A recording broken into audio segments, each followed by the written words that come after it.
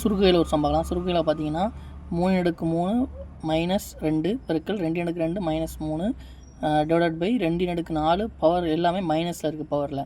இப்போ இந்த மைனஸில் இருந்ததுன்னா இது அப்படியே கீழே வந்துடும். இந்த கீழே உள்ள டேர்ம் ஃபுல்லாக அப்படியே மேலே போயிடும். அது எப்படி அப்படின்னா இவன் பார்த்தீங்கன்னா 2/-2 இப்படி இருந்ததுன்னா அதை எப்படி எழுதலாம்? 1/2/2ன்னு எழுதலாம். இவன் பார்த்தீங்க இப்போ இதே மாதிரி கீழே ஒரு இதே இன்னொரு பையில் 2/-3 இருக்குது. அதை அப்படி எழுதலாம் 1/2/3 எழுதலாம்.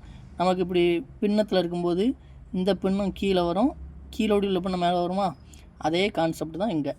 அப்படி நம்ம என்ன இதை ஒன்று ஒன்றா மாற்றி 1/ல் எழுதாமல் இந்த மைனஸ் அடுக்கு மைனஸ் வந்தால் அது அப்படி கீழே வந்துடும், கீழே உள்ள அடுக்கு மைனஸ் வந்து அப்படி மேலே போயிடும். அதை அப்படியே மாற்றி எழுதுங்க. பாருங்கள் 2/4 அடுக்கு வந்து ஸ்கொயர் வந்துடுமா? இந்த மைனஸ் போயிடும். அப்புறம் 3/4 பெருக்கல் 4/2 வந்துருச்சா? அப்படி கீழே மேலே உள்ளது அப்படியே கீழே எழுதுங்க.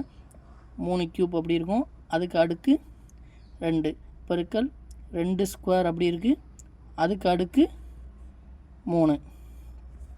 இப்போ பாருங்கள் இதை ஃபுல்லாகவே நீங்கள் பாருங்கள் அடுக்குக்கு மேலே அடுக்கு இருந்தால் பெருக்குவோம். அது அப்படி பெருக்கி எழுதிடலாமா? 2/8 பெருக்கல் 3/4 பெருக்கல் 4 ஸ்கொயரா? அதே மாதிரி அடுக்கு மேலே அடுக்கு 3/6 பெருக்கல் 2/3 6. இப்போ இங்கே 6 இருக்குது, இங்கே 8 இருக்குது. அப்போ அடி பேரும் 2 இருக்குமா? 6க்கு 6 பேரும், இது 2 இருக்குது. 4 இருக்குது, 4 அடி பேரும், இங்கே 6 இருக்குது, 6ல் விட 3/2 அப்போ மீதி என்ன அப்படியே எழுதிடலாமா? இங்கே மேலே என்ன 2/2 இருக்குது பெருக்கல் 4 ஸ்கொயர் இருக்குது, கீழே என்ன இருக்குது 3 ஸ்கொயர் மட்டும் இருக்குது. அப்போ அப்படியே பெருக்கி எழுதிடலாமா? இது 2 ஸ்கொயர்னால் 4, 4 ஸ்கொயர்னால் 16 வரும், 2 ஸ்கொயர்னால் 4 வரும். அப்போ 4 பெருக்கல் 16 24 வருதா? கீழே எத்தனை வருது? 3 ஸ்கொயர்னால் 9.